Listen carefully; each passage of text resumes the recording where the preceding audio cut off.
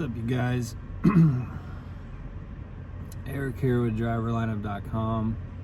World's okay steering wheel holder as your host.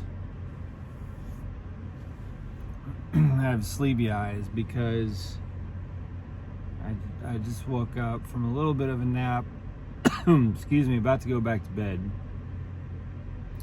Just had to go use the restroom and all that good stuff. So, yeah, we had a really fun pickup last night. Let me get my windows closed because there's all kinds of noise from outside. We had a really fun pickup last night. As I said in yesterday's video, we were probably going to get Hershey out of PA, and that's exactly what we got. But it was a facility I'd never been to. I've been to the main Hershey DC there in Hershey, Pennsylvania, and then I've been to the one that's up on the top of a hill, which I actually like that one. If you have to take Hershey, because it's always really quiet. There's never more than, like one or two other trucks going in and out of there. The main DC can be chaos. I mean, it could take you like over an hour just to get through the gate. And they have the main DC, for those of you who don't drive for Prime, haven't been there, the main distribution center there in Hershey has like the old bank teller, the little plastic tube that goes down the clear transparent tube. So you put your information in that tube. They put your bills in that tube. It's actually kind of neat. And they were doing that before the pandemic. So, but that place is chaos. There's always so many trucks there. Anyway, this was a third place. So it was on further, like 20 miles west of the main, west of Hershey, PA. So that's what we got. When I opened up Load Choice yesterday, that's all there was. It was just 6 loads, all going to Edwardsville, Illinois, which again, a lot of you Prime drivers would be very familiar with that run. That's kind of like our Tropicana of Pennsylvania. So all 6 loads going to Edwardsville, all 6 that it gave me. So it's pretty much all there was, which is fine. We'd gotten $1.15 going into PA, $2.15 a mile going into PA, but it did end our 2-week stretch of $2 plus per mile loads. So we've been on a really good run, and then this one came along, and it ain't anywhere near that. It's your get out of PA for free card, basically. But anyway, something happened. Yeah, troopers are out today. Something happened that I'm gonna make a video probably later today on this.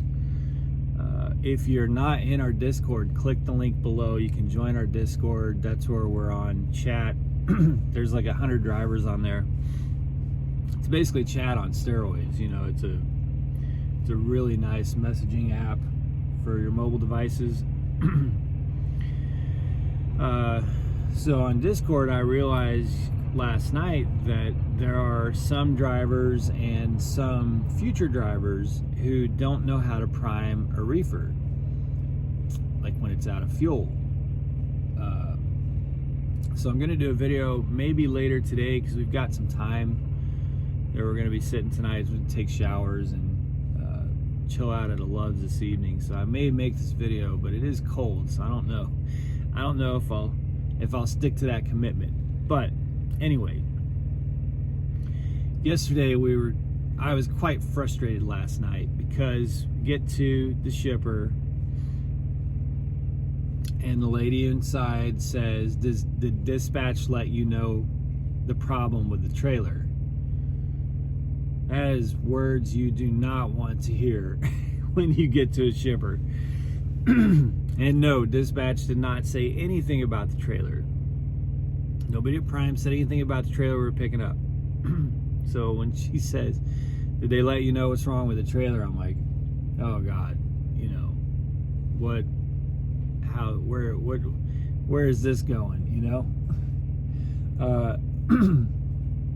excuse me. So anyway, she says, yeah, the reefer ran out of fuel a while ago. And we've been messaging Prime. Nobody's responded. So it's out of fuel. So, and she said it's fine. It's not, the product's not hurt or anything.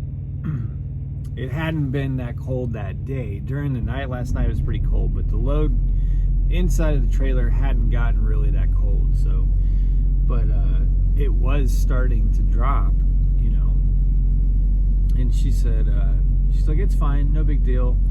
She said, I figured because they didn't respond to you that they kind of just took the position that the driver will figure it out. The driver will deal with it.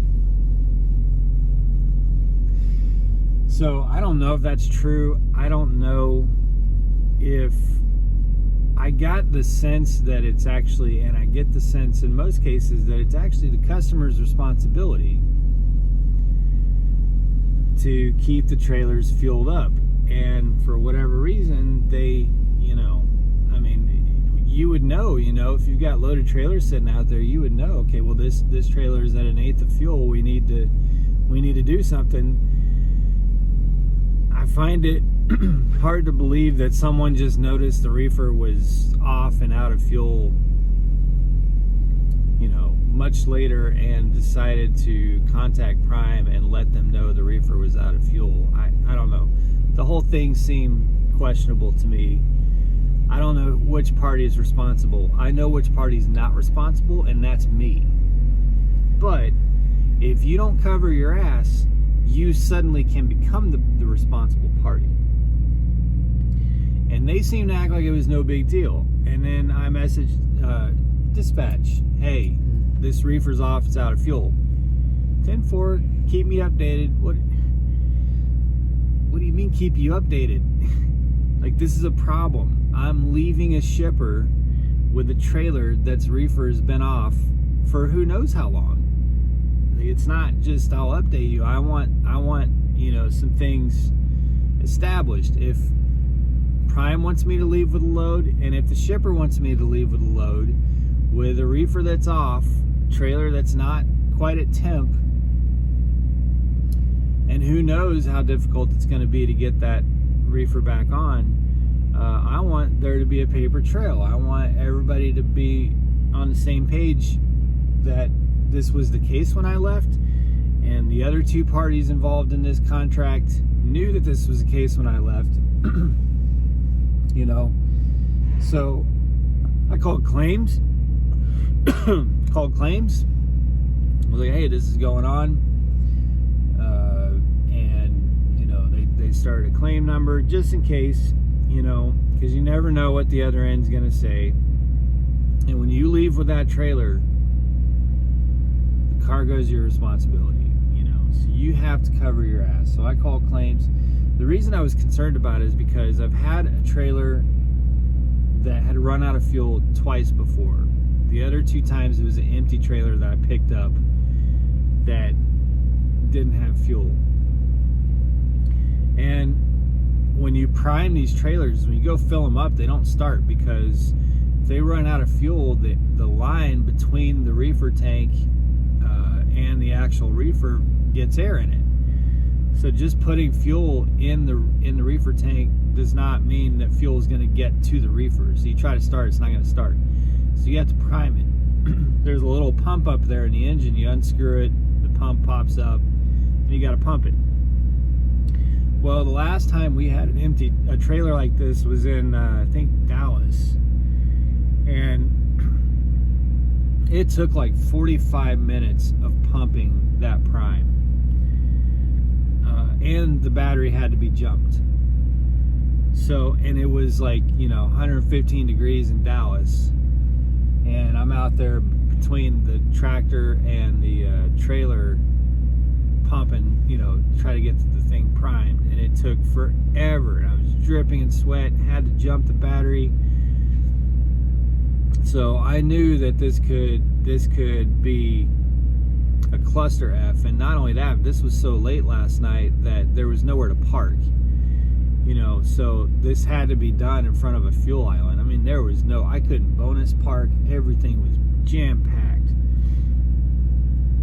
So it's Friday night, you know, so like I knew that this just could be a really frustrating situation. I had to just hope that I could get that trailer running, and fortunately I was able to. Fortunately, this one was really good to me, and I primed it for probably sometime between 5 and 7 minutes. Of course, this time it was 18 degrees out, not 118 or whatever. It was 18 degrees out, and I'm back there between the truck and the reefer in front of the fuel island, you know, priming the shit out of that trailer. And one thing I did to make sure to reserve the battery is the trailer was on, or the reefer was on when I got to the shipper, so it showed the temperature, it showed the alarm, you know, that it was out of range and all that good stuff. But it just wasn't running because it didn't have any fuel. I immediately shut it off because you want to preserve what's left of the battery. You know, every minute that reefer's on, it's draining from the battery because it's, you know, it's not alternating. There's no energy, you know, being created for it. So you want to minimize the possibility of the battery going dead because you don't want to have to jump the battery too. So I immediately shut it off, and it had enough juice to start it once I was able to prime fuel to the reefer. So we dodged a bullet last night. Fortunately, that, you know, worked out. I do think the cargo, I don't have any reason to be concerned about the cargo.